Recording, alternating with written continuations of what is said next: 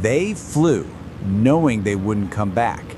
Thousands of Japanese pilots, kamikaze, willingly turned themselves into weapons.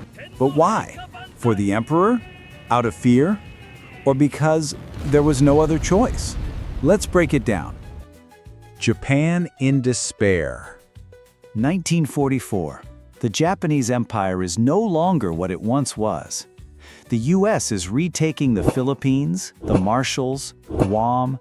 The Imperial Navy is becoming a rusty museum beneath the waves. The Air Force is in ruins. The Army is stretched to its limit. With each passing day, fewer planes, less fuel, and almost no chance of winning. And then, during a staff meeting, someone says, "What if we don't bring the pilots back? What if one plane equals one sunken ship?" Sounds insane, yes. But in desperation, even madness becomes a plan. This is how the Tokotai unit is born, the Special Attack Forces. To the public, simply kamikaze. They're told, "You will save Japan." They're also given some rice, a photo of their family, and a one-way ticket. How it worked.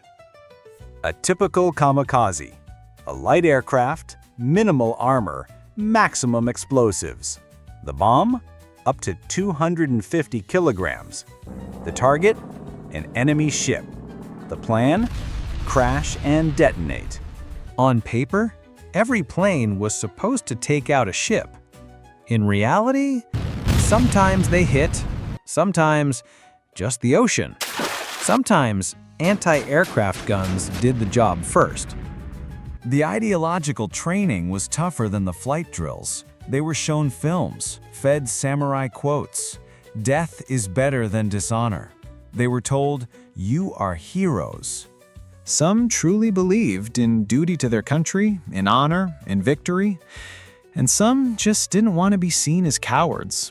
Refusing meant shame for the family, sometimes arrest, and sometimes they simply weren't asked. Myths versus reality. Today, kamikaze pilots are seen as symbols of ultimate devotion. But let's be honest, not everyone was eager to die. Many were students.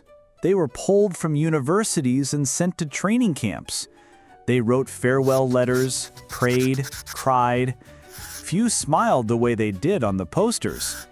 One young pilot wrote, "I don't want to die, but if not me, who will they send?"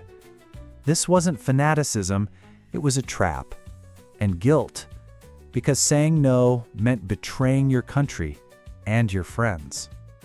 And then there was pressure, from family, from commanders. Refusing was seen as cowardice, and a coward stays a coward forever. So the myth is that all kamikaze pilots were fanatics. The reality? They were human. They doubted. They were afraid. And yet, they flew anyway. Effect and losses. Spring 1945, the Battle of Okinawa. Kamikazes came in waves. In just one day, 300 planes. Yes, 300. And then, the Bunker Hill. One of the worst cases, 390 killed. The ship nearly sunk. In total, throughout the war, over 3,900 U.S. sailors were killed by kamikaze attacks. 34 ships were sunk. Nearly 400 were damaged. Sounds horrific, and it truly was. And here are the Japanese losses. Over 4,000 pilots. Most were very young. Many didn't even know how to land a plane properly. But they weren't planning to. It was terror at the cost of life. Massive, desperate, and in a way, helpless. Consequences and legacy. Today in Japan, there are museums, letters, and archives of those who never returned. They are seen as victims of their time, not glorified, but remembered. The moral? Even the most terrifying ideology can look beautiful when painted on posters. But behind it, tears, fear, and silence before takeoff. Kamikaze isn't about madness, it's about how desperation gets turned into ideology. What do you think? Heroism or tragedy? Let us know in the comments.